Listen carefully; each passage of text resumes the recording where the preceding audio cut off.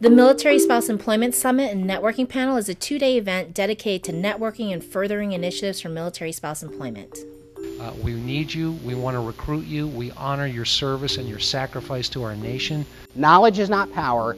Action is power.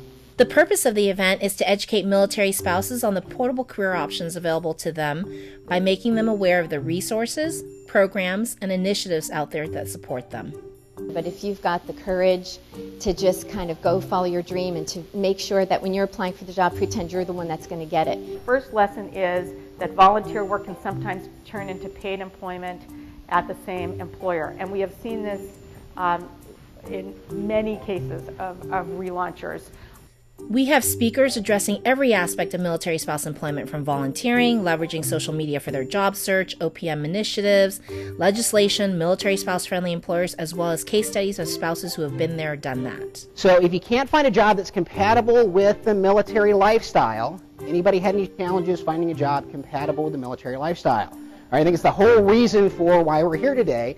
Then consider creating your own. You have the skills, you have the capability. The main thing I took away from today, I think, is the excitement that military spouses, up until now, have been kind of an untapped resource, and I think that this organization is really going to be the one that opens the doors for us to kind of break through and really make us something for ourselves as military spouses in the work world.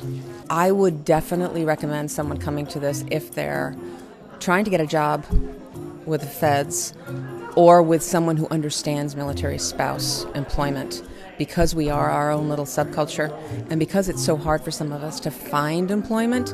Through forums like this summit and our networking events, the National Military Spouse Network has created a community for military spouse professionals, employers, and other stakeholders to share expertise and craft innovative solutions on balancing a viable career within the military lifestyle.